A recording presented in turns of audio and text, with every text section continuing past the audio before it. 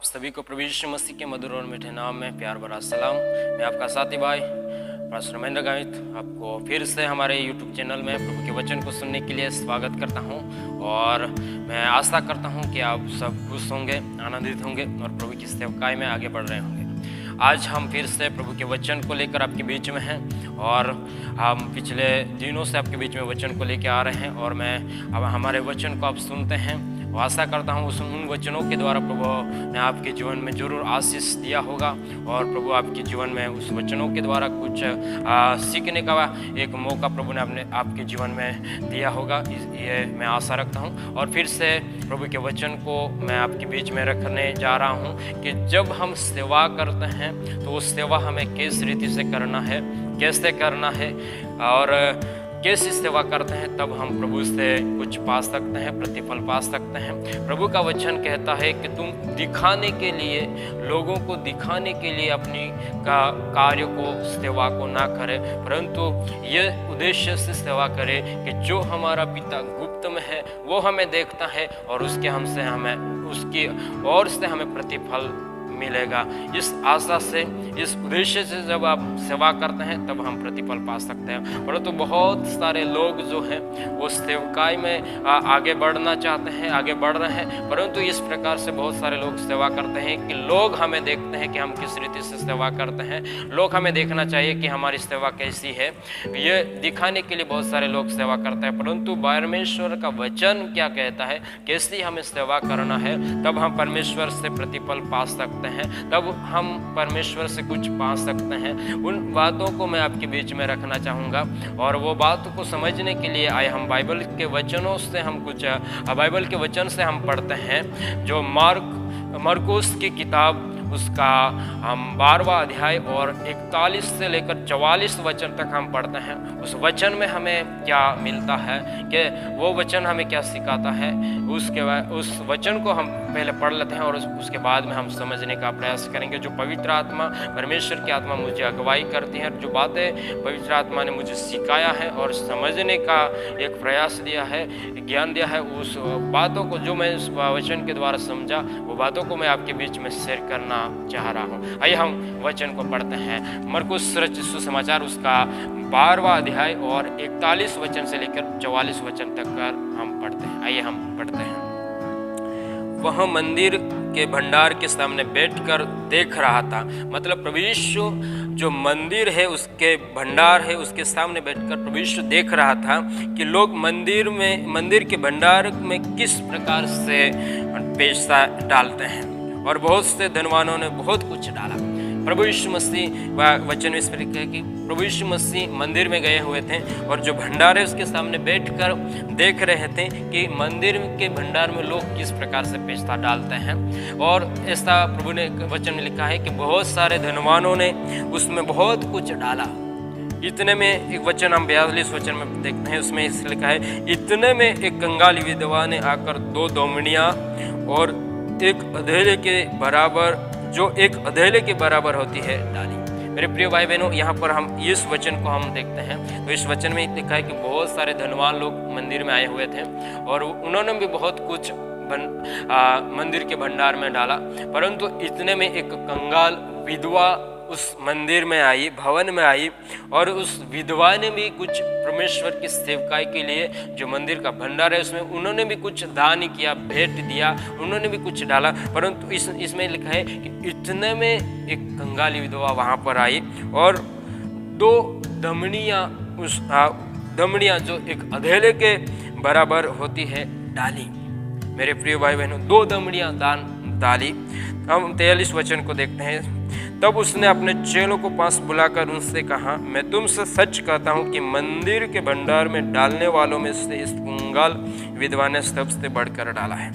43 वचन को हम देखते हैं, 43 वचन को हम देखते हैं। उस वचन में इस प्रभु कहता है, प्रभु यीशु मसीह ने अपने चेलों को बुलाया और चेलों को इस प्रकार का है कि मैं तुमसे सच कहता हूँ कि मंदिर के भंडार में डालने वालों में से इस कंगाली विधवा ने सबसे बढ़कर डाला है। मेरे प्रिय भाई बहनों, बाइबल के वचन में ऐसा लिखा है कि वहाँ पर बहुत सारे धनवान लोग थे, उन्होंने भी बहुत कुछ डाला है, पर वचन इस कहता है कि एक कंगाल विधवा उस भवन में आई, उस मंदिर में आई, और मंदिर का जो भंडार था, दान पेटी थी, उसमें उन्होंने भी कुछ डाला। इसने लिखा है कि 2 दमड़ी उन्होंने दान भेंट में दिया, जैसे लिखा है कि वो एक अधेले के बराबर होती है।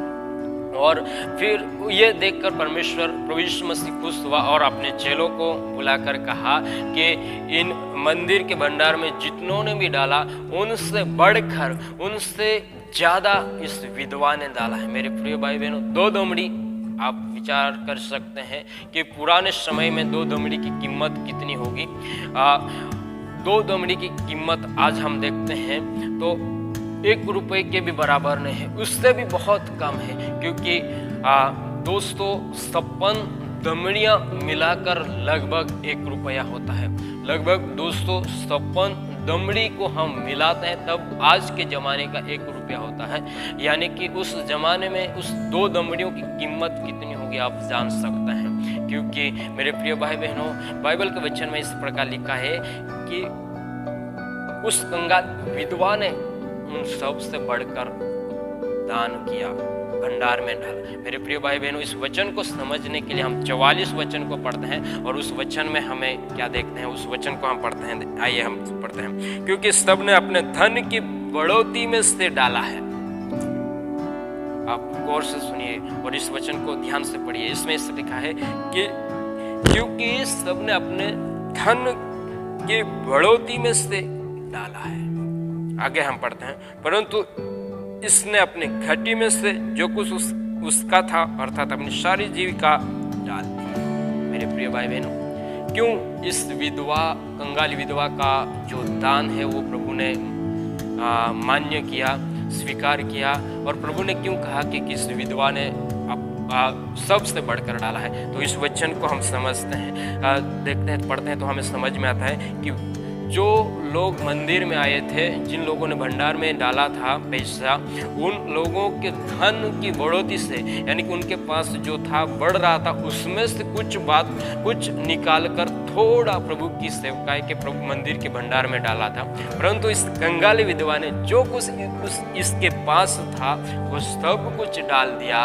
और इसलिए प्रभु का वचन कहता है, प्रभु का वचन इसमें कहता है कि उसके घटी में से, परंतु इसने अपने घटी में से जो कुछ उसका था, उसके पास था, उसमें से अपनी सारी जीविका उसने डाल दी। मेरे प्रिय भाई बहनों, पर ऐसा लिखा है कि वहाँ पर ऐसे डाल रहे थे। एक बाइबल का इतिहास इस प्रकार कहता है कि वो जब मंदिर के भंडार में लोग दान कर रहे थे, लोगों को दिखाने के लिए डाल रहे थे, लोग देखे ऐसे डाल रहे थे। परंतु ये कंगाली विधवा आकर एक अपनी मुट्ठी बंद कर चुपचाप उस भंडार में दान डाला। यानी कि लोगों को वो दिखाने नहीं चाहती थी, लोग मुझे देखे ऐसा नहीं चाहते थे। वहाँ पर बहुत सारे धनवान थे, बहुत सारे धर्मी लोग थे, बहुत सारे होंगे दानवीर होंगे जो दान करते होंगे, और उनके सामने इस कंगाल जो विधवा बहन है उसको एक शर्म आती होगी कि ये इतने बड़े लोग हैं, इतना मुझसे बढ़कर दान डालते हैं, मैं इतना 2 दमड़ी डालूंगी तो लोग मुझे क्या कहेंगे। इसके लिए उन्होंने चुपचाप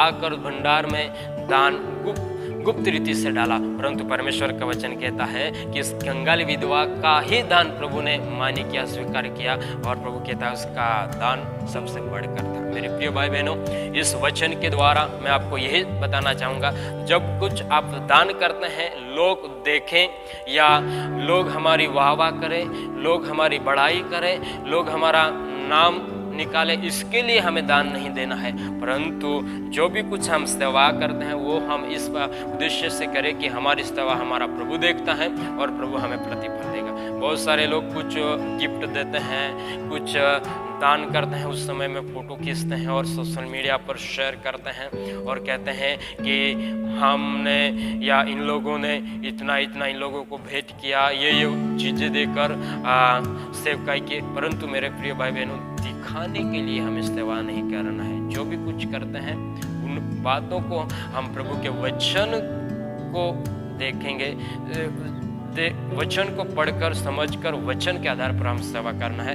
इस आधार पर हम सेवा करते हैं, तभी हम प्रभु के वचन कहता है कि हम आशीष पाएंगे, तभी हम प्रतिफल पा सकते हैं। मेरे प्रिय भाई बहनों, जब भी हम दान करें दिखाने के लिए नहीं। प्रभु ईश्वर का वचन कहता है तुम लोगों को दिखाने के लिए अपनी कार्य को ना करो, धार्मिकता को अपने लोगों को दिखाने के लिए ना करो, परंतु जो गुप्त में देखता है पिता उससे देखे, इस रीति से हमें सेवा करना चाहिए। मैं आशा करता हूं कि इस वचन के द्वारा प्रभु आपको आशीष जरूर करेगा, और इस वचन के द्वारा प्रभु आप सबों को आगे बढ़ने का और सेवा करने का एक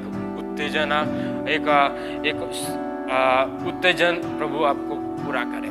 मैं आशा करता हूँ इस वचन के द्वारा प्रभु ने आपको आशीषित किया है। इससे ही हमारे चैनल पर नए नए मैसेज आते हैं, प्रभु के वचन आते हैं। सीखने के लिए हमारे चैनल को आप सब्सक्राइब करें और अपने दोस्तों में वीडियो का लिंक शेयर करें, और प्रभु के वचन को सीखने के लिए अपने दोस्तों को भी अपने समूह में ज्वाइन करें। यह आपसे मैं प्रार्थना करूंगा, निवेदन करूंगा। आप सबों को प्रभु आशीष दे।